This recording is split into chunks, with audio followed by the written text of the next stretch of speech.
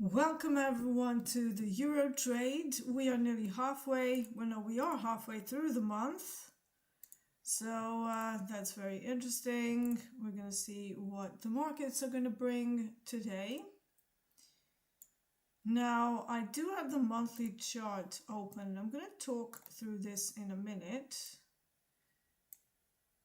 But let me do the intro first. If you are meeting me for the first time, welcome. This is the Euro trade on TopstepTV. My name is Marcus Stalker D. I've been trading for 18 years. 13 years, well, nearly 14 years out of that, I've been a prop trader. So I started back in the day when the prop firms looked very different and the entry into a prop firm was much more higher cost. Why is this so dark? What is going on with this lighting in this room? I'm gonna have to sort that out. Let's see. No, that's as high as it goes. All right. It's probably something to do with the window out the back, but yeah. Anyways, it's a new office, so bear with me while I kind of try and work this out and build the office here. Yeah. Bruno has posted the risk disclosure, so whatever you see here, don't just blindly follow it. Even though I am a Series 3 qualified trader, I'm not a CTA. So anything you see here is just for tradertainment purposes only. Even though the trades that we do take are live trades or XFA trades, and you can use it for educational purposes, but please don't be just blindly following whatever we're doing here, okay? Whether that means fading us or going with us, always work on your own plan because nobody else is going to do it for you. Okay, let's have a look at platinum. Now, platinum is looking very interesting. Let's have a look at the massive time frame. It's definitely in a range on a huge time frame, right? Now, I've been waiting for platinum to break out of this range for a long time. Until it does that, I'm probably going to be aiming to take maybe 35 to 40 ticks out of any trade that I take on platinum. Now, if that obviously changes, I may increase my targets. But for now, we're still sitting in an area where a lot of sellers were located last time. 95, so 995 seems to be a level where the buyers are struggling to break through. So we're going to see whether that stays true for this week as well. Just looking at some options levels, we have calls and a gamma wall still at that 1000 level. And we also have a strong gamma exposure area at GEX 1995. And that's the area that has been pretty difficult to break through. So as a rough plan, looking for shorts at a 995 all the way up to over 1000. And if they appear, I'm going to try and match that with some of my intraday levels, as always. Mango Heist is asking me, how did you come to trade copper and platinum? Okay, so there's a bit of a story behind that. I've always been a commodities trader. My focus for 13 years were the energies markets with a little bit of precious metals thrown into it. So while copper and platinum were not new to me, up until about 15 months ago, I didn't consider them my main products. I was known as a crude oil trader for 12 years. Now, last year, crude oil went through a bit of a personality transplant where it stopped moving 300 to 400 ticks a day. That, we used to have ranges of $3 to $5 per day. That changed, and it never really came back. We only have an odd day where you might see crude oil go for 200, 250 ticks, and maybe once in a blue moon, it may actually go to 300 ticks. But most days are sitting at about 95 to 100 ticks per day. The way I trade, I really need I really need the amount of tickets available per day to be over 200, like in the minimum as an average, not like once in a blue moon, but an average over a month. I want nearly every single day to have over 200 ticks. Anything less than that, and it's like not that conducive for what I'm trying to do. Crude oil for me used to be a very very fast moving product. So when that went away, I started struggling. Okay. This actually happened to me one other time back in 2012 when I went from being a euro dollar swing trader for 5 years. That's all I did. Then 2012 hit, and initially when the austerity measures in Europe started happening, it was like, okay, well, we had movement, but then they started lowering interest rates and everything just went dead. So for an entire year, I kept trying to make that work for me. It didn't happen. And this is how I got into prop, actually, because I wanted to learn how to do intraday trading and I wasn't really sure where to start. So I struggled by myself. And at one point, I had to admit that I needed help, which is okay. It's fine. So I went to the hub of prop trading, which is Chicago, found myself a little apprenticeship because I didn't come from any financial backgrounds or anything like that. So I didn't have, I had a music degree, but I had nothing to do with economics, nothing to do with finance. And therefore, I was actually suitable to come into one of these firms that were looking for people outside of the finance world to come into trading. And even though I was already trading for 5 years, on paper, from what they were looking for, I didn't come from a finance background. So anyways, we were introduced to the volume profile already like in the first week when I was there. And that changed everything for me. Now, the similar thing with crude oil dying on me, it happened last year, okay? It's just something you go through. Sometimes, products go through periods of low volatility, and that can happen for like a few years. It's not just like, a few months and then we go back to how it was. Now, I truly expected crude oil to come back, and as the months went by, it just wasn't happening. At the time, I started looking at other products. So it's like, let me see if I can find something, especially given the fact that I started doing these streams. So back then it was called the London Open. Now we're calling it the Euro Trade because it's a little later in the London session. So it's a more appropriate name. And at the time when we decided to do the Euro Trade, I was under the impression that we're going to get DAX. Now, DAX is something that I trade a lot during the London hours. Unfortunately, here we are nearly a year on and we still don't have DAX, right? So then I was sort of stuck on what to trade. And I was like, great, I don't have DAX. Everything else seems to be a little bit dead. What can I trade? So I did a ton of combines. I did a load of tests, load of back tests, load of forward tests, until I actually got a suggestion from one of you. Actually, it was somebody you know very well. It's Carl Hungus. He said to me, Dee, have a look at copper. So I was like, I have looked at copper before, but I don't know whether it was the days that I was looking at where I didn't find that it was that great a product for the London session. And on some days it still isn't, okay? So you have to be a little bit more selective of what time of day you're going to do your trades. There are days when the day starts during London, so they extend the initial balance in a particular direction, and that is the direction for the day. You might have a little bit of a wiggling when COMEX opens, so there's usually some kind of a pullback during the initial balance, but then largely it continues in the same direction. So therefore, I decided to take Carl's suggestion and to look at copper more closely. And it worked.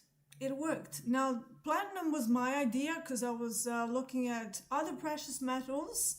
I was looking at silver. I do think that silver is a little bit too large of a contract, and even the micro moves quite a lot. So if you if you trade the way I trade, you would have to still use larger stops to capture those big moves.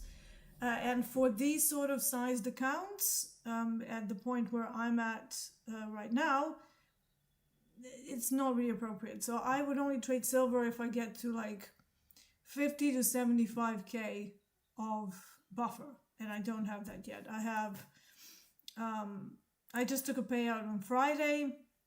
So if we go back from the beginning of April to now, it's this one is up 17 grand and the other one is up about 15 grand, right? So we're not there yet, okay?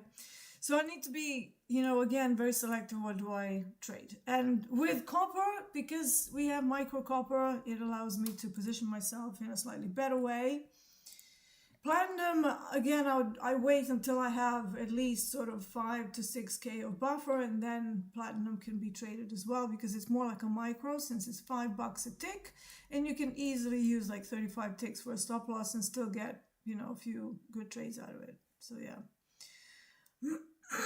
But yeah, on some of my other accounts, I still do trade DAX from about 11 a.m. onwards, my time, which is in about an hour 15.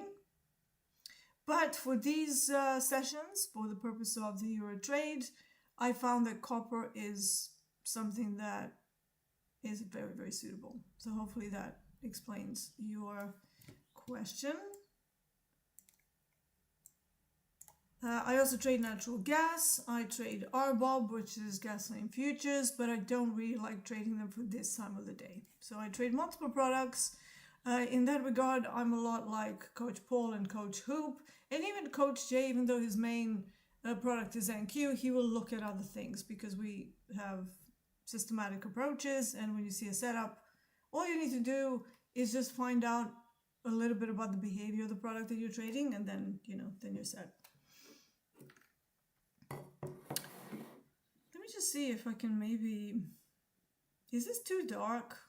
Or is it me just imagining things?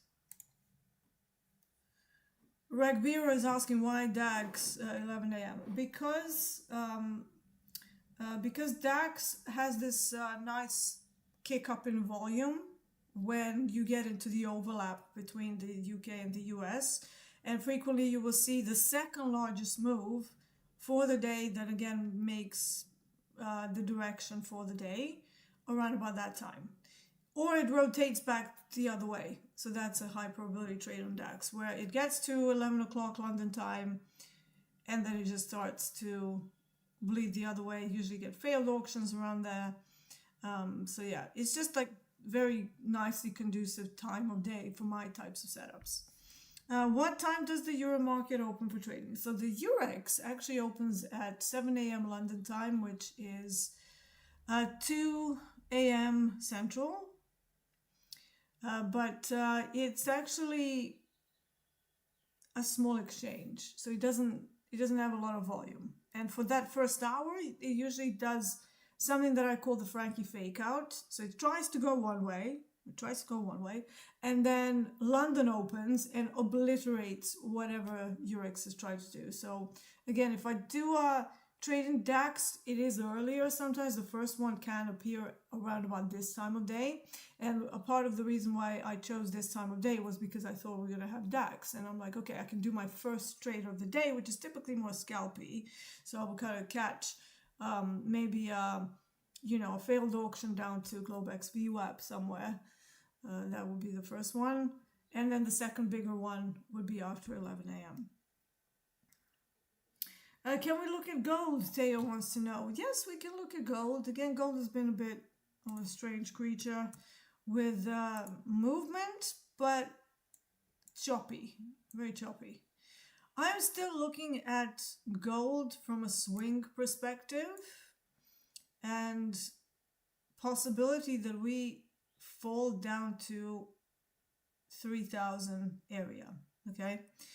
It seems to be distributing right now in and around 32.50. So this is a consolidation. There is no resolution of this consolidation yet. So if we get a bearish engulfing, that would tell me that we're heading down towards 3,000. If we get a bullish engulfing, then we can trade towards the highs and ultimately this supply. Let's put a little rectangle up there. Little supply. All the way up at 30. Let's say 3,400 would be the first edge where some more sellers might appear.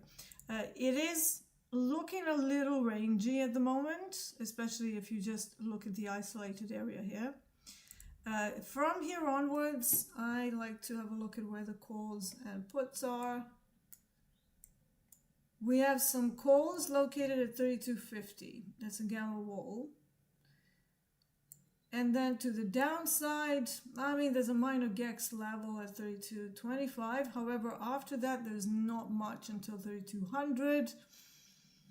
Some HVLs, which are levels that can bring gamma flip. So if, let's say, you're in a negative gamma, it can start going to positive gamma. And what does that mean? Well, it means that if the volatility is low, but then you run through some of these levels, you can actually find yourself in a trending day if the HVL is busted and sustained outside of it. And vice versa. If you're in a trending day and then you run into one of these and then it kind of smashes through it, you're probably done for the day because the gamma exposure flips. The gamma environment generally is now to the opposite side. So hopefully that makes sense. And then sub 3175 on gold, we have a whole bunch of levels, and that rarely brings a very good kind of smooth movement. It usually means chop because there's too many levels for them to break through. So, you know, you kind of go to the next one and they're like, okay, well, we want to adjust our inventory. And then the other guys are, well, we've already adjusted inventory, so we don't want you to go higher.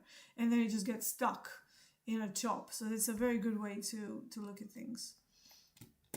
Now, from the perspective of the profile, let's have a look at the profile. Where did my gold pop to? Okay. We're opening above value, but not by much. We're actually about 0.7% away from value high. Value high for the London session, not COMEX, is located at roughly around 3220. If you're gonna nitpick, it's 3219.9. But yeah, 3220. We could test that as like the first setup, mean reversion down to that area. But seeing how it's just extending right now, there are no single prints. So this is a medium strength auction. It's not a massive strength auction. It's just kind of bleeding slowly upside, building structure as it does so. But yeah, let's see maybe what they do around the call resistance area at 3250, and maybe we can have setups. I don't have any levels here. This is middle of nowhere for me. So I would rather wait for 3220 as a decision point or 3250 as my next decision point, but I wouldn't chase it in the middle because it's too much risk. Like whenever you're coming up to supplies of the range that we have on the daily and you are trying to chase it further, if it is a range, all you're going to get is a huge drawdown on your trade, stress. So for me, this is not a good area at all. Victor Enoch says, back in the day, how old are you? I will be 45 this year. It's not a very polite question, by the way. But I know I look like a kid, okay? I know I look younger. I've always looked younger. When I was in my 20s, I looked like I was 12. Then to illustrate how bad that was, I was a musician. So I remember going into a club where I was playing And one of the people in there, they were like, hey, where are your parents? And I was like, I don't know. I don't live with my parents. They're like, what? And I was like, I'm the artist. Good evening. They're like, what? I thought you were like, 12. Like, nope. So now that I'm in my 40s, I look like, depends on how much I've slept and stuff, but I look between sort of 27 and 35. Which is a good thing, Now I can at least buy alcohol without getting ID'd. So that's a plus. Because when I was younger, that would never happen. I always had to carry ID with me. They would not sell me wine for, under no circumstances. Darren is saying, Deeyana, if you're mostly trading micros, what's the benefit of having 150k XFA rather than a 50k XFA? Would you still have made the same amount of profit in a smaller account?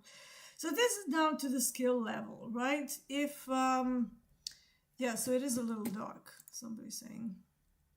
Okay, let me try do something just for a second. Now this might mess everything up, but I don't know whether this might change something. Nope, it's still, okay. We're just gonna have to contend with the darkness here, because I just tried changing a setting and it just did nothing, so yeah. So Darren, if your skill level means that you do pretty well, and when I say skill level, I don't just mean, picking levels. I mean that if your skill means that at the moment your emotional management can only handle micros, there is no true benefit at this stage of your development, right? Why? Because you are not going to trade minis for a long time. Therefore, scaling up is probably all going to be done in micros. And by the time that your skill level reaches the point where you can handle minis, you will probably already be in a live account if you're doing pretty well. And you can then just call up a risk team and say, hey, can we increase, my contract size a little bit more because I'm getting into the minis territory, blah, blah, blah, right? But if you're someone who's an experienced trader and you can navigate your way with minis, with your emotional control, discipline, stopping on the days when things don't go well without derailing the entire account, at that point, a slightly larger leash to begin with would allow you to scale up a little quicker with minis. But, we see people who are scaling up with ridiculous size. You give somebody $4.5 to play with to start with, and they're trading with 5 NQs. And I'm like, that's not sustainable. You might have gotten lucky, and then we see them making, I see it on Twitter all the time. It's like, I made 30 grand in my first week of the XFA, and then the second week, I also made 30 grand, and then the final week, one day, minus 75K. It's like, in what universe is that good risk management? Those sorts of traders have to ask themselves, what is it you're doing here? What, if you're going to train to catch, you want to be rich yesterday? Because that's what I'm seeing here. For me, it's always better to have slow and steady approach, respect the accounts, and respect the buffer that you have in them. Right now I'm only trading 1 and 2 minis, and 2 minis only when I'm sure of the setup or probabilities that I know are true for these types of products and for my method, right? If I have a strong setup, like I had on Friday in HG, in copper, it was something I call the post-NY cut, outer value low reversal. So time of day was right. We had all of the price action around the level playing ball. So yes, I will do 2 minis on those kind of things. Maybe not right away, but I will plop in 1 mini. And then if the price tells me that it's going my way, I will add another one. But at the same time, I will use a partial stop out as well. A partial stop, you don't see those very often because people are high on hopium. However, I still take the side that if the trade still doesn't work for whatever reason, I want to minimize my drawdown from 800 a trade down to about 550. Because I can come back from 550, 800 I can also come back from, but it's a little more difficult, right? So for me, I start with 350, but I allow my risk to go up to about 550, 600 per trade at this point. Was I doing that in the beginning of my XFAs? No. I was trading 3 to 5 micros. But as time went on, I took some payouts. I've taken 15K's worth out of these two XFAs already, 15,000. So I'm well in the money. And no matter what happens with them, I have already won the account, so to speak, right? But if you don't have those sort of skills, you have to remember I've been trading for 18 years. I'm not a novice. And even if I get myself into a drawdown, I will know the reason behind it. I'll be like, okay, market not playing ball, or crude oil drying up on me, right? I'm not going to be sitting there going, oh my God, what's happening? I can navigate high volatility environments. I thrive in high volatility environments, absolutely love them. Because, I can get more ticks for whatever I'm doing. I am somebody who's been through 4 different black swan events, and you learn. You learn how the markets behave. You learn what didn't work last time, and then next time you come across another black swan event that increases the volatility. You're like, oh, okay, here we go again, right? You can work on your experience, But if you don't have anything of the sort, then is it worth getting 150K?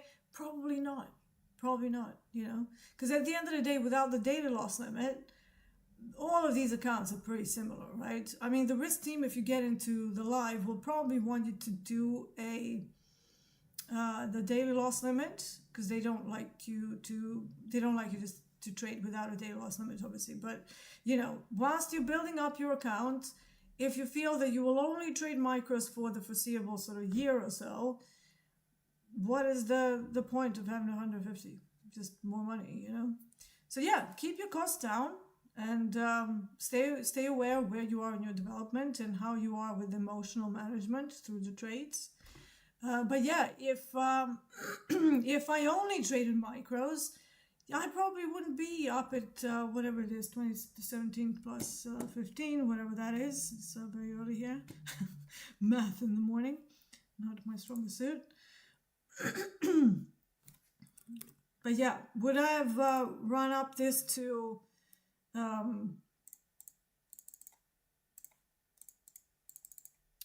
32 grand? Probably not, right? Probably not. And this also doesn't include the payout that I took from the third XFA, where I screwed up because I thought I was on micros, but then I traded one of them on minis, and then I went back to the third one, which was actually the newest XFA, and I put in the 5 copper minis, and pretty much and then I switched the account. I was like, okay, I'm gonna go manage those ones. This is just a small one. I don't need to worry about it. And then I came back to it and I was like, that was not a micro, right? Mistakes happen, it's fine. But I'm left with these two. I want to get another one at some point, but I just moved house, so my head is kind of all over the place. But yeah, I took a 6 grand payout on Friday, so that's good. Overall, took like 15K out of all of these, so it's going pretty well. Would I say that somebody who's a beginner, somebody who's been trading for 2 to 3 years can do the same? In most cases, I'm going to say probably not, because the experience is not there. We've had some very difficult markets that were very new to some people, very scary. And now we seem to be back to some normality, but that kind of a dynamic between high volatility. Now we're low volatility. Are we still in high volatility? But it's high volatility, but it looks like it's low volatility. Why? Because the candles are enormous, and yet we're range bound to say that's probably the toughest thing for a beginner. But if you have a way to scale your stops to the volatility of the product, that solves that problem. I had someone in my VIP at the season 2 that we've just finished who said to me, I'm not going to be trading. And I was like, okay, you haven't traded today. Why? No, I haven't traded all week. And I said, okay, so the markets are giving us all these beautiful moves and you're just sitting on the sidelines. What's happening? This doesn't match my risk parameters. And I was like, okay, when we say risk parameters, what does that mean? And they went, I always use 10 points on NQ, and here I just get whipped out. And I was like, yeah, so what will happen if this is the new norm? If the volatility is increased, because it happened during COVID, right? We went from equities being super dry before COVID, and then suddenly COVID came and, NQ started moving a million ticks per day. And to be honest, it stayed at 1,000 ticks on average since COVID. It went up to 1,500 during the Trump tariffs. But, I've seen it for 5 years now. That same volatility is still here. It's like, it's not gone away. So I asked him, so what are you going to do? Just not trade if this is the new norm? You're just going to give up trading then? And he was like, oh, I haven't really thought about that. I thought this is just like, a thing that happens now and then it's gonna. And I said, but you don't know that. And I said, wouldn't it be better if you sort of scale your stops to the volatility? And then I said, look at what the ranges were back then. So if you're using 10 points when NQ is moving 300 points per day, how many points would you need if NQ is suddenly moving 1,300 or 1,500 points per day?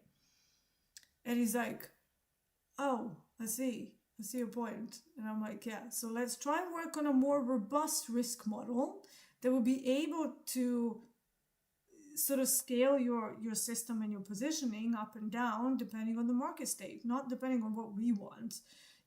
I would love to always use 35 ticks on all my products, but during high volatility, I was actually using up to 110 ticks on DAX for my stops. It's just like insane,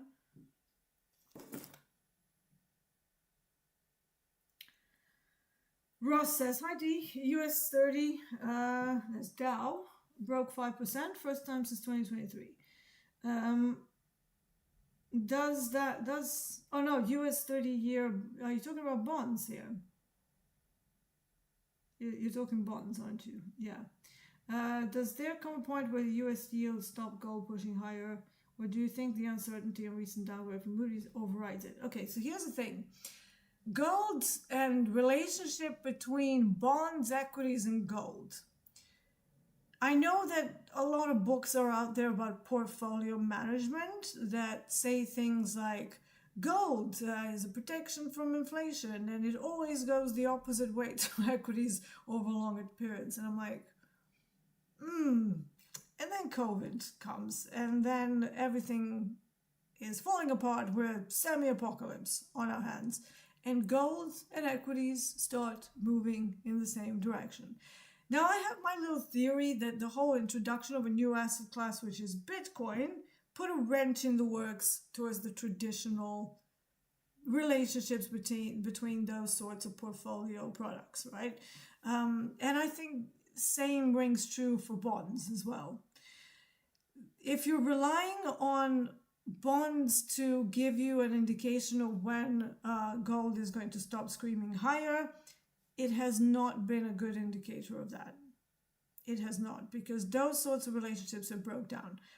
100% why, nobody knows, right? But like I said, I think it has something to do with the introduction to Bitcoin that is now seen as a safe haven, even though to me it makes zero sense how that's a safe haven. How can you have a safe haven that moves like 10 to 15%, sometimes even 30% in one day? Gravity over here, old school. But, from my perspective, the safe havens would be stable things that are not extremely volatile, but that's me. So yeah, that's my thought. Wouldn't put too much stock, especially if you're an intraday trader, right? If you're an intraday trader and you're banging your head about doing these trades that are based on long-term outlooks, that's not really the name of the game here, right? The name of the game is to find a mispriced opportunity that we can sort of take advantage of in the next at least 10 minutes, but in my case 3 to 4 hours. Okay, at least a couple of hours, right? So how does it help me to stare at bonds and gold and equities and all that relationship?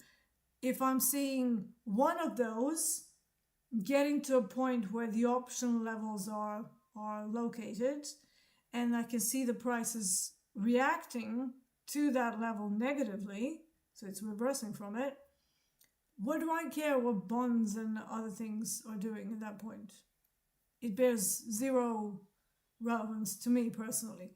Unless we have like something like the rate decision or CPI, PPI, so anything to do with monetary policies that could bring us a change of an underlying relationship of everything, which is the interest rates, right?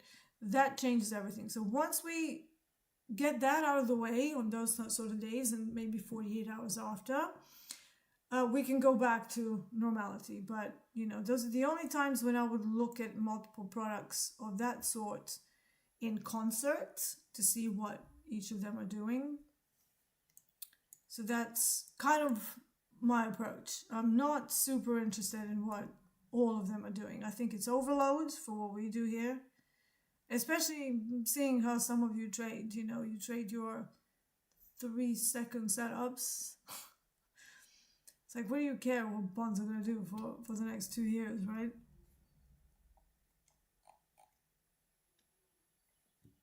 Shay says, I've come to discover I don't really need more than the micros. It can add up pretty quick. Yeah, it can. Yeah. Electrician says, hi D, I just want to maintain a beautiful equity curve. Weird symbol is XTI USD. From memory, when I was in CFDs, that was crude oil. But we are in futures here. CFDs are not regulated well. They're partly regulated. You know, on above board, it looks like they're super regulated, but they're actually not properly regulated, because it's regular. Like brokers are regulated, but CFD products per se, they don't have any specs that everybody has to follow in CFDs. Whereas in futures, every single contract has a particular number of contracts. The spreads need to be fairly tight because, you know, usually futures markets are very liquid. And even though CFDs claim that they're very liquid, they will still slap you with a nonsense spread of like 10 ticks and charge commission as well. So I was like, no. I actually haven't traded CFDs since I got into prop in 2014. I haven't looked at the XTI USD chart, but that XTI is WTI crude.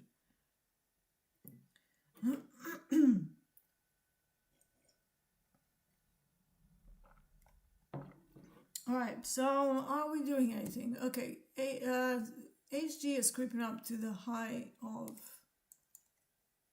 the initial balance slowly. So let's drop down through these time frames to see exactly where we are. So we are at VWAP, showing some strength there. I mean, it's Monday. I'm just taking a payout. I'm not really rushing today.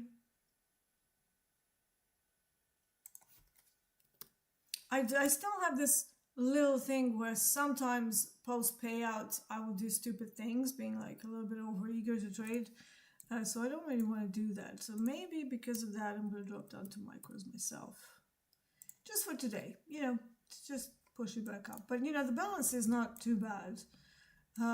Obviously, it was rounded up to 14,487 because I took 3K out.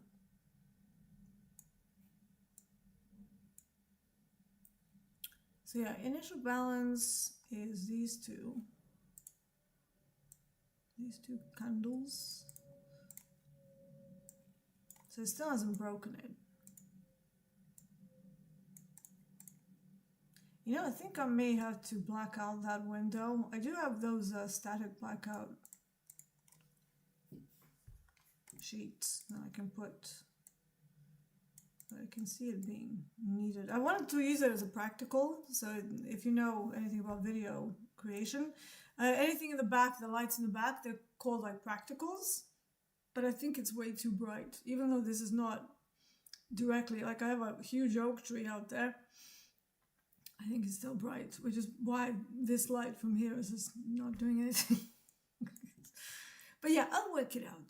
It's a new room, so yeah. Alexander K says, I trade with IG markets, never had any problems with CFD spreads are great. On crude oil, last time I looked at IG, they had a 7-tick spread, whereas futures have 0 to 1, you know. But hey, if you're happy, I'm happy. So it's just that some of my large accounts, they are pretty large. And I don't know whether you know this, but in the UK, your money at the brokerage is only protected up to £50,000. So just be, you know, I don't know how much money you've got in there, but when you get to a certain point and you have a serious amount of cash and something happens to the brokerage, which I've also been through, FXCM and Alpari, I don't want, you know, to have, I don't know, 800 grand in one account and then they go down and I'm sitting at like 50. And I'm like, what about the rest of my money? And they're like, well, you only covered for 50. That scares me to the depths of my soul, okay? I don't want any broker going bust and then my cash not being safe. And with futures, when you have a futures brokerage, even if they go bust, your money is safe because your money just gets transferred to another brokerage and you continue maybe within a couple of days as if nothing happened. But with CFDs, that is not the case. They hold your cash in company designated escrow accounts. It scares me to the depths of my soul, okay? So, but hey, it's your money. You're happy with them, no problem. Alexander, you say 200k is protected for me. Not by UK law, so I don't know where you're located, but in the UK, it's only up to 50k. Only up to 50k.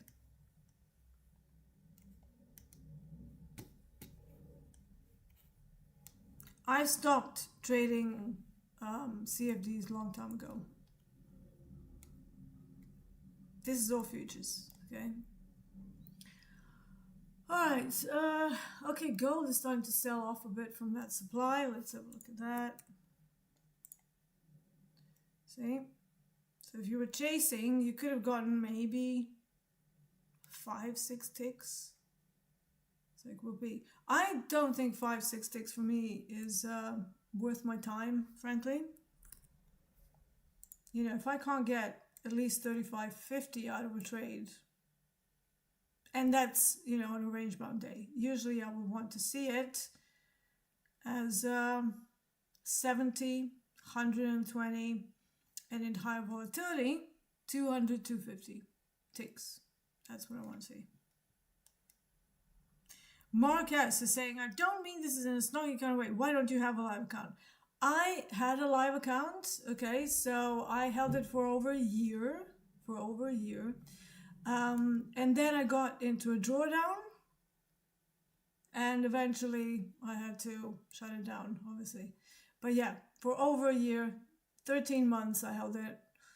And yeah, it was one of those things. Crude oil did a number on me. I was very upfront about that. I said, crude oil, man, crude oil hurt me. And yeah, so now we're back to exit phase, which is fine, you know, it's okay, it happens to nearly everyone, you know, if you don't have the biggest balance to begin with, and I think my one started with 20k last time. This is also the reason why this time I wanted to be more than that, so I'm trying to build these up in a smart way, because 20k, and then I ran it up to, I think it was like 37k or something, and then got into a drawdown. So it wasn't quite enough for me to trade, especially back then. It was this sort of the start of Topstep. I think we were in our first sort of 6 months, and they were like, trade with size, D, trade with size. And I was like, I don't want to. And they're like, yeah, you need to trade with size. So I was trying to trade like with 3 lots, and I was like, I'm not comfortable with this.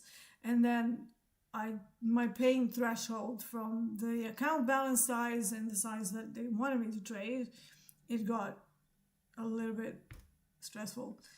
So yeah, and then crude oil dried up on me. So it was like a combination of things of us trying to work out how TopstepTV is going to work, what we want with it. That this was before they came up with the idea of the house account, where they were going to trade with size and stuff, and then we all know how that went. So there was a big learning curve for them too, trading with size before the account is ready and stuff. And yeah, it was just like growing pains, isn't it? So it's all a part of trading, guys. It's all a part of trading. Don't be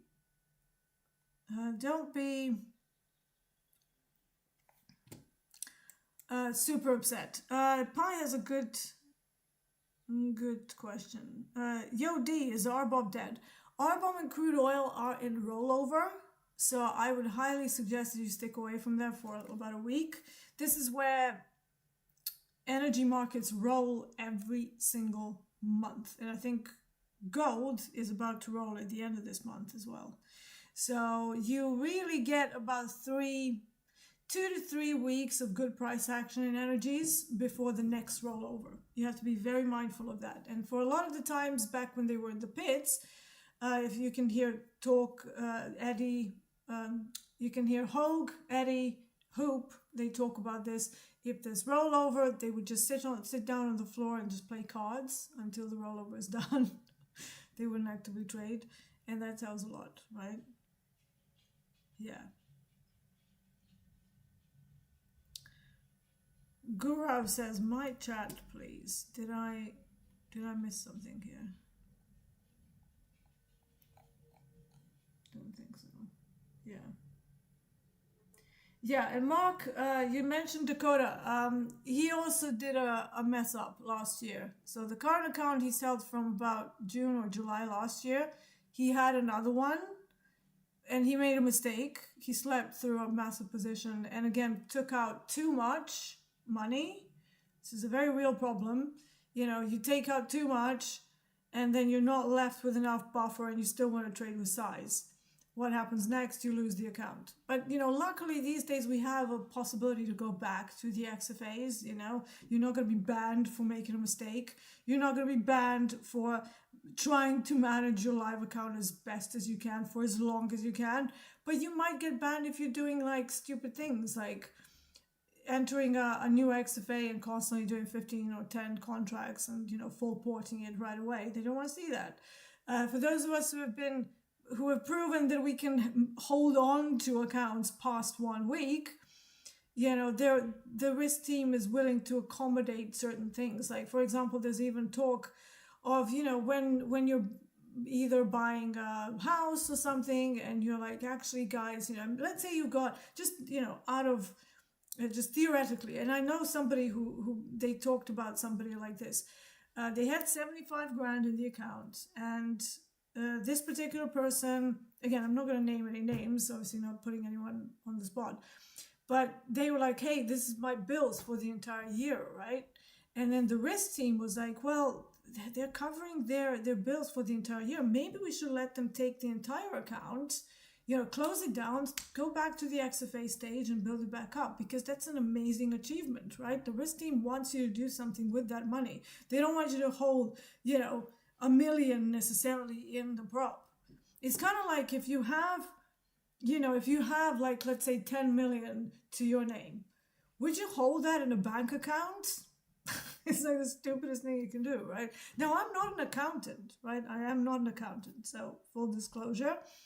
But just from personal experience, you want the money to grow somewhere. So you will buy property, you will invest in long-term stocks, you will, do something with that money that will increase your assets and not liabilities. That's why it's, not that great of a thing to buy a brand new car that's going to lose its value as soon as it goes over the pavement. Um, so yeah, there are conversations that you can definitely have. What the risk team doesn't want to see is people getting into an XFA, getting to the live stage, then getting 30 days of the account, then drawing everything down in order to go back down to the XFA. That is exploiting the system. But if you get to the live stage and you stay in there, even for 6 months, that's a huge achievement, right? Whatever happens. They will see that as you managing and fighting your way, respecting the account as best as possible, even when everything around you is falling apart, right? They will respect that. They're not unreasonable people. They'll be like, hey, you managed this pretty well, like, I respect that, you really fought. So it's not going to be, oh yeah, you're breaking our rules, we don't want to see you from live to it. Like, yes, you can go down, you blow up the live, you can go back to an XFA. Why you blow up the live? Different reasons, You can mismanage bankroll. We've seen Rafa do that. He ran it up to 400 grand, still blew up a live. Why? He took out too much. It happens a lot, right? We want that money in our pockets. So if that happens, that you really gave it your best, the risk team is not against it. They're just against people exploiting the system over and over. Get to 30 days, go back to XFA. Get to 30 days in a live, go back to XFA. They don't want to see that, okay? So some common sense, like, people bash prop firms, and especially Topstep gets a lot of stick online. Oh, they've changed more rules. It's like, yeah, they're trying to run everything with a sustainable model. They are trying to develop people. And yes, their revenue does come from a large portion of people who blow up. But is that Topstep's fault? No, it's the industry. 90% of people don't see much success because they either rush, they oversize, they can't manage their trades emotionally, or the strategy is not there, or all of the above, Alexander Crane says, but what if someone wants more buying power even with $1 million? Then you would probably have to have 10 million. Yeah? Never risk your money that you're not willing to lose. What is that disclaimer? What is that disclaimer that you see on every single brokerage everywhere? Do not trade with money you cannot afford to lose. And I feel like people just glaze over that. They're like, oh, I put all my savings into a prop account, into a brokerage account. And I'm like, are you insane? What are you doing? It's like, that's all your savings. They're like, yeah, but I wanna, like, whatever you want to, that is not good management of your money, of your personal finances. What makes you think, if you're doing that sort of stupid crap, that you'll be good as a trader, which is all about risk management and finance? Apply your personal, how your personal finances are. That is a huge reflection of how you will be as a trader. Huge reflection. Are you in debt up to your eyeballs? Do you keep maxing out your credit cards and don't pay them off forever? Are you constantly buying crap you don't need because you can't keep your hands in your pockets, because you have to have the newest phone and you have to have this and you have to have gadgets and stuff? Like, you only buy gadgets and stuff when you can afford them. If you can't afford them, and same goes with buying stupid designer clothes and stuff, like, buy a purse that costs like $3,000 or something. It's like, why? Hold on. All right, something's going on. Do I have the wrong thing plugged in?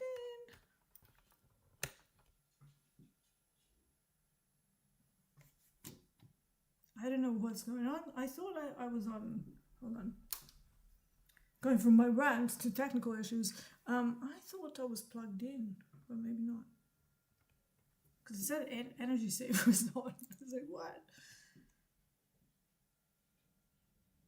Okay, I'm going to have to deal with that later. What is a reasonable withdrawal amount? Again, this will be case by case. Right now, while I'm trying to still build accounts and still put some money in my pocket, I'm using 20 to 30% maximum. Last one that I did, was that even 20%? I don't know. But, for me, 6K, pretty good, decent. Am I still on? I think so. Okay. Yeah, something weird is happening with my power here. I do hope it's not my husband going, oh, sorry, I switched off electricity. Because he's been like trying to change the lights and stuff, and it's beautiful, but we still need to, yeah, so let's see. I took out $3,000 each account, and at the time of me taking it out, it was 14,000. Let's use this one. So it's like 21% of the entire account balance. Now, if I have the like one big day where I make like, I don't know, 5K on one, 5K on another, I may take half of that amount. You know, take the amount that you made on that day. Even take all of it if you are eligible to. But would I take 50% of my entire account if I'm not doing like a big purchase? Probably not.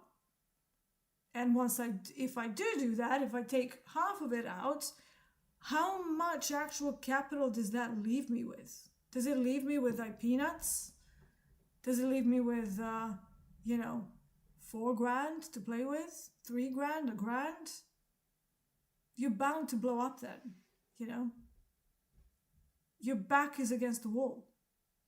That's not good bankroll management. So for me, for the beginning stages, when I'm running up the account, still want to pad my pockets a little bit, 20 to 30% is maximum. And then,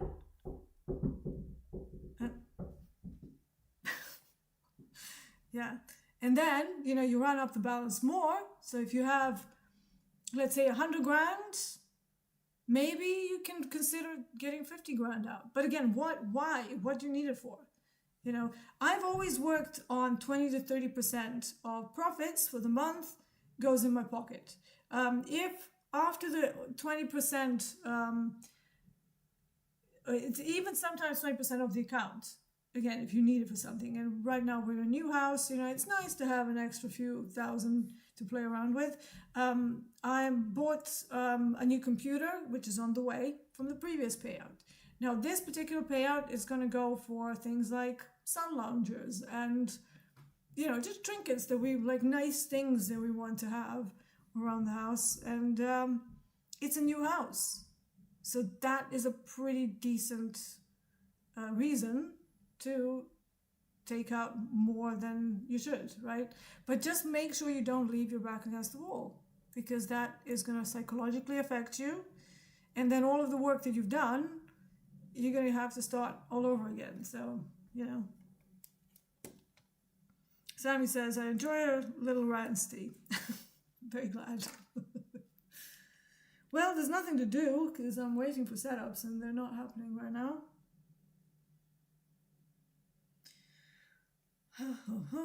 Okay.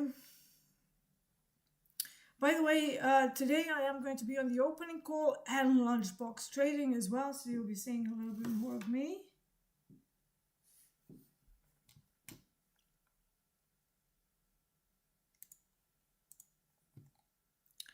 Alexander says, I mean, there are people who do grow to that level and already have tons on the side. Numero uno at Topstep has 600K. Yeah. Do you think he got there by using tiny micros? And no, I can guarantee you he didn't.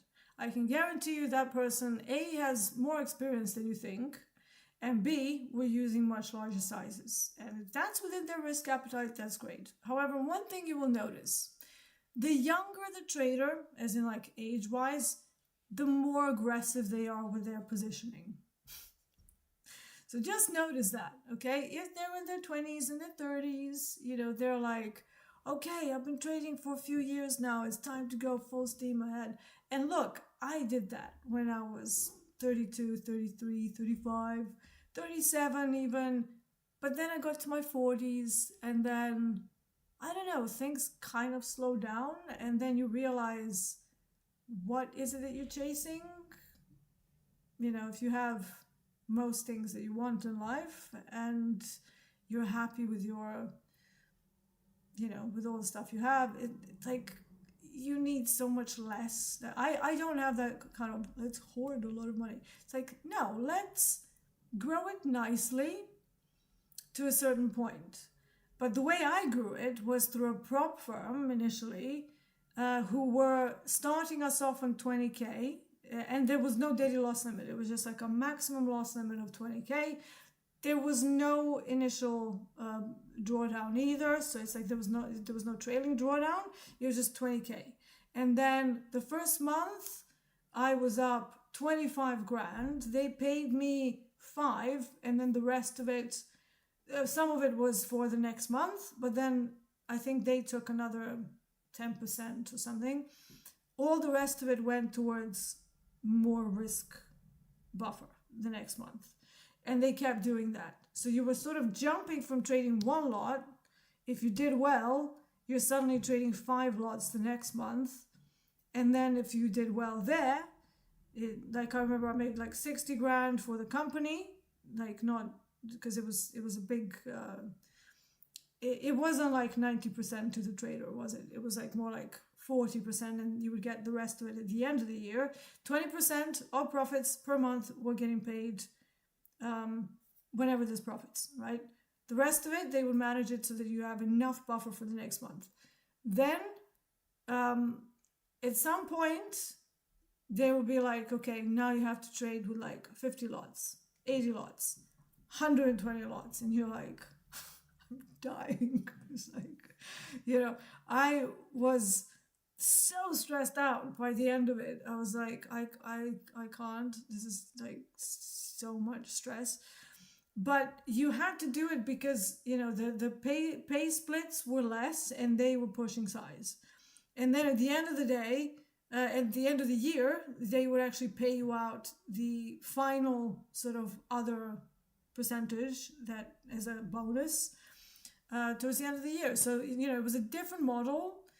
And even that model allowed for scaling up pretty quick, but not every day and every week like we see now. Right now, whenever I'm looking at people scaling up, I'm like, dude, you're crazier than any prop firm that I've ever worked with. Because, they go from like, 4.5K in drawdown, I'll just do 3 NQs. And then obviously they have a couple of days where they make a couple of grand. Then the third day, they're already trading 5 and 10 NQs. And you're like, okay. So, yeah.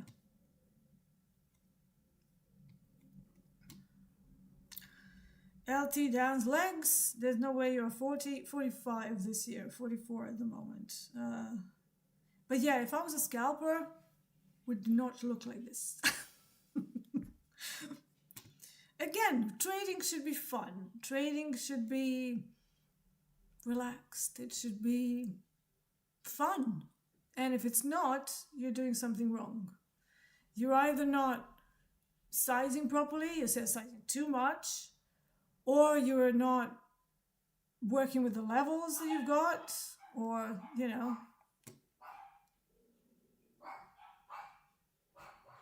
the doggos are barking.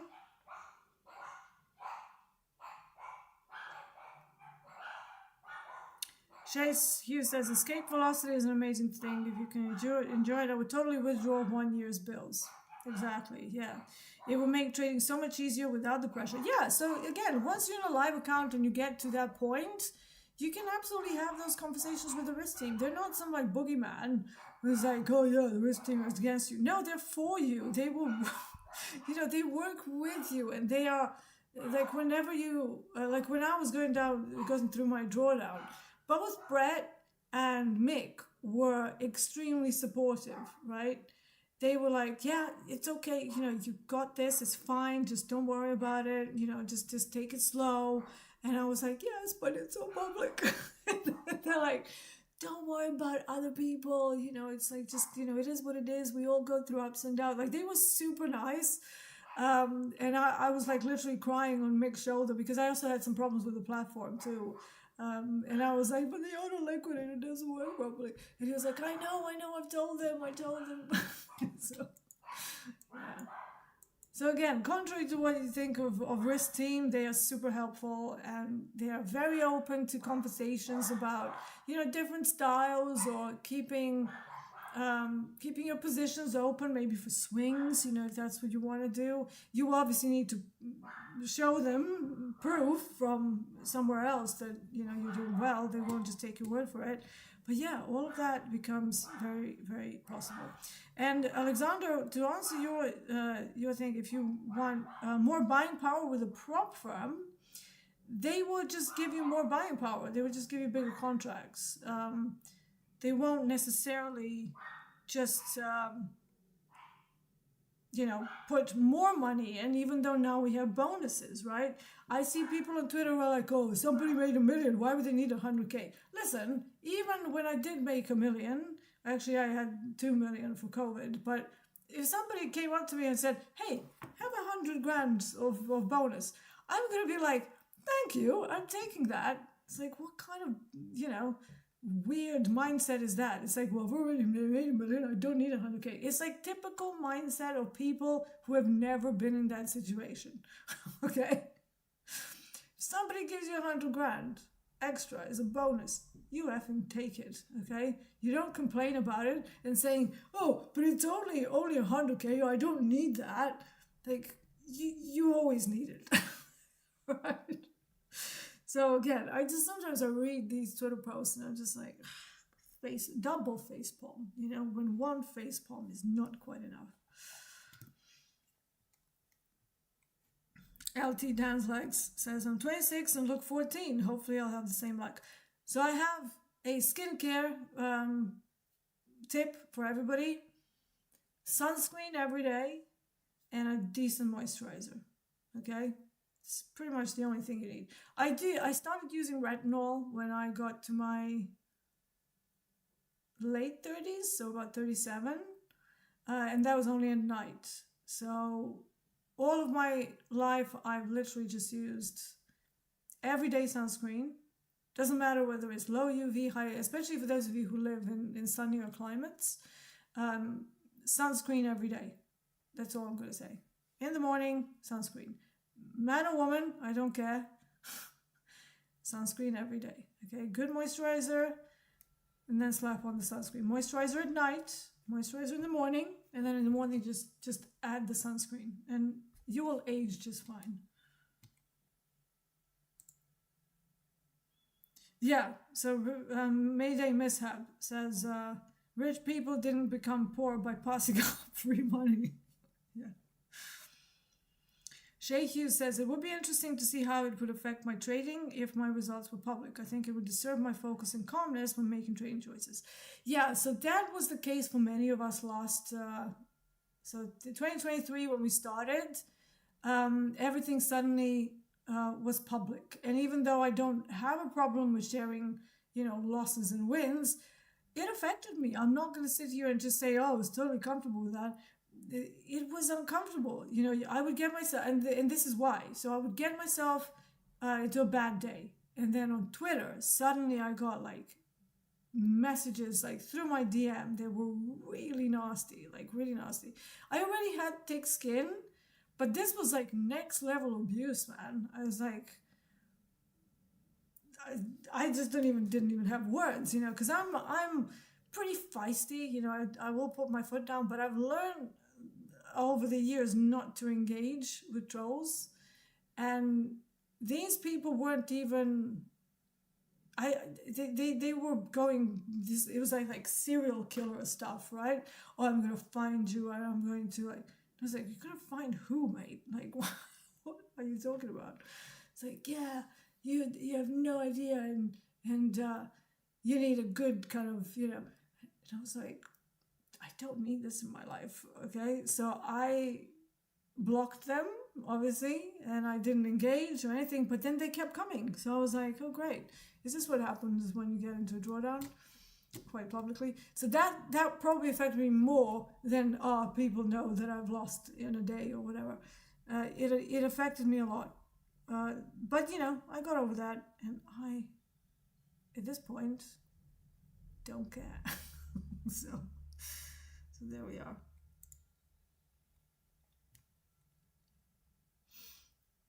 Well, I'm still waiting for these bloody setups. We don't really have much happening in my couple of products that I'm looking here.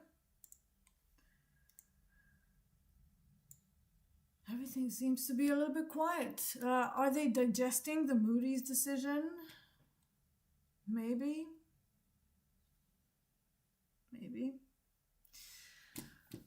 So yeah, still inside initial balance on copper.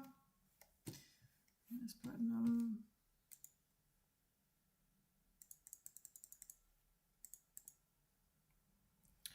I mean, platinum has got out of the initial balance, but do I want to run that at that 9.5? I would like to see them sustain above 9.95 on platinum. So let's see if we can maybe get something going here. But yeah, it's a slow start to the week. I'm not sure I'm going to find a trade yet.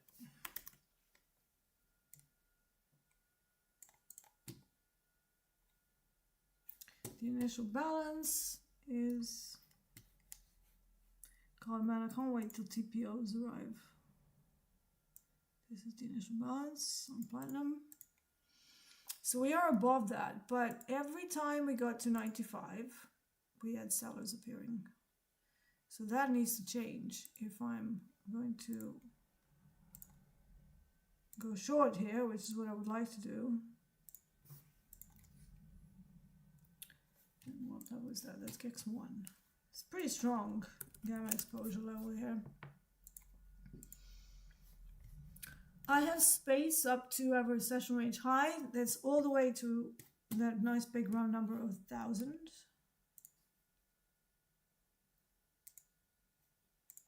So that is the London specific level. So ASR high.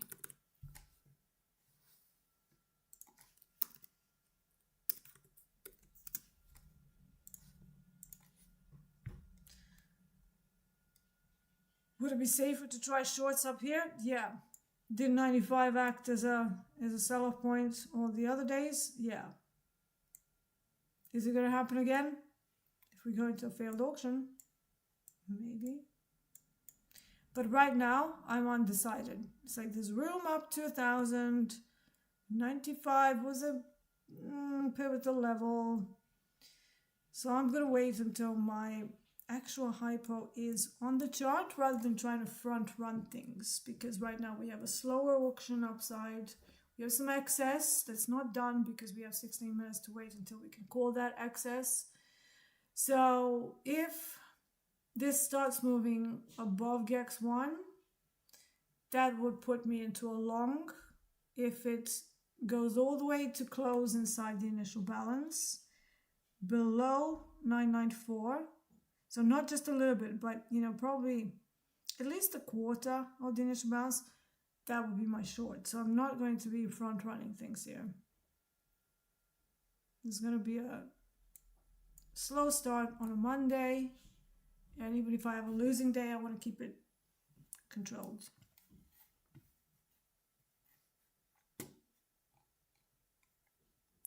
Joe says, D, can you explain how to use gamma levels? Gamma levels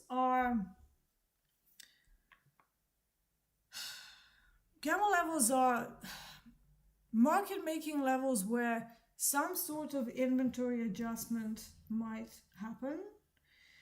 To which side is a matter of context. So it is a more advanced way of looking at things. It's not like, because for example, whenever I'm on Mental Q forum and Discord, we have some newbies who are like, I'm watching these areas just go up and down through these levels. I don't know how to use them. It's like, they are not necessarily reversal points. They can be accelerators as well. So for example, if we take this GX1 right now, it's a pretty strong GX level. And the adjustment of inventory can happen upside and downside. So if that happens, we run through GX level. However, there's always a bit of a push-pull at those areas. And then you have the situation when you have multiple gamma exposure levels that cause chop because there's like too much stuff going there. We have situations where we've fallen too much and then we come into a put support area and then we bounce from there.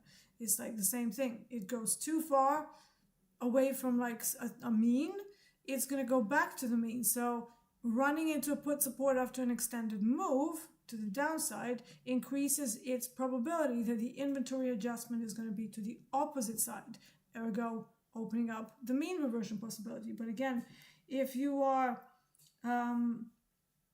if you're somebody newer and you're not totally sure how a level should act, maybe it's not time yet to get these levels involved. You know, keep it simple, and then you can, like Anne-Marie says, you can add the fancy stuff later on.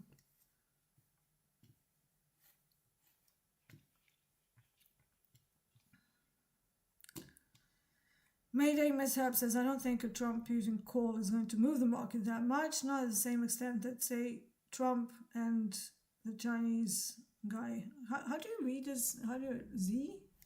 G? G, maybe. Is it X, G? I don't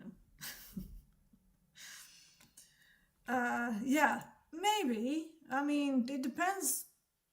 It depends on the product, right? So it depends. Maybe if you look at the way the equities don't really react all that much to Trump and Putin talking, but maybe oil and natural gas will. Why? Because, well, Russia is one of the biggest exporters of both of those, right? So naturally, maybe rather than saying, oh, it's not going to have much effect, maybe look at the product-specific outcome of that call. Yes, the tariff speech is probably all equities, gold, and bonds, okay? But the Putin speech is probably not equities or gold. It's probably going to be energies, right? I don't know. That's just my view. Z, she, I don't know. I should really look up how to pronounce his name because, yeah, she maybe, yeah.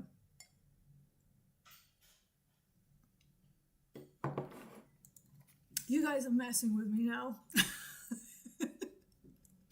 Somebody's saying C.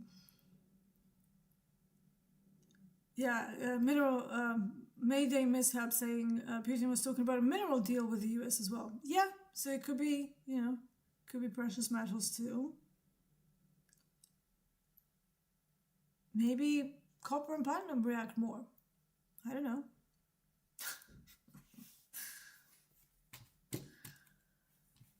Alright guys, well, I don't really see anything today. It's all pretty bloody range bound. I'm not liking the volume here either. So yeah, I think I'm gonna leave this until later. And you know, we can sit here and talk. But I do have a couple of things to do before I'm on the opening call, and to also get ready for that. So yeah, let's finish this up because there's really no good setups. Like there's this subpar setups. Do I want to be doing those on a Monday? Probably not. Somebody's saying long in gold. I would not be going long here on gold because we've just tested the initial balance to the downside, and that supply is causing a reversal. Now, to me, this would be a terrible area to go long at. Like, you know, going long into supplies, I don't know what's up with that. When you have a supply, let's just finish it up with gold here. So, look, you might get lucky with the trend and stuff, and they sort of just go up and up into the right. But let's remember what we're working with here. So we have a range on the daily. Okay, look at this. This is a daily chart. You have a range, right? And you're saying you want to go long here. Okay, cool. What do we have on a 4-hour chart? We have a supply, and we already had another reaction from that supply. What do we have on a 30-minute chart?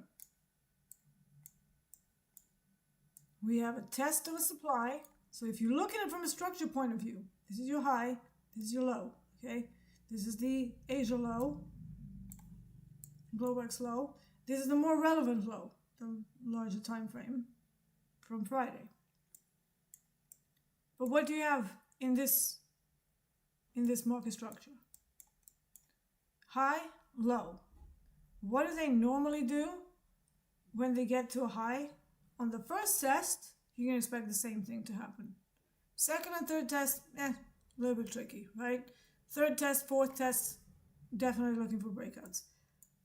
First test of a danger area, I mean, you're getting involved already after all of this. So why didn't you get involved here? Why didn't you get involved at the strength of VWAP? Well, like, what is making you start along so late? That's the question that you need to answer. If you can't give yourself a good answer, it ain't a good trade. I'm sorry to break it to you.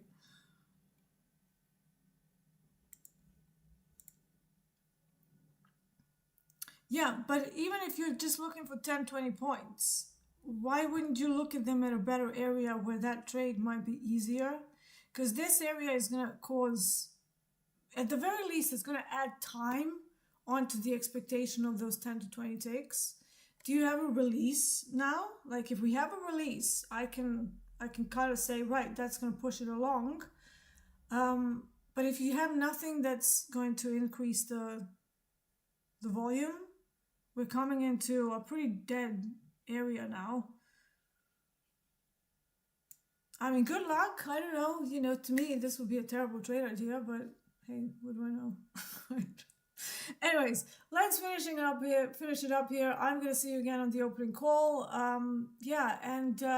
Let's start this week slow, and let's try to maybe spend some time reviewing the previous 2 weeks, 3 weeks of this month. We are halfway through May.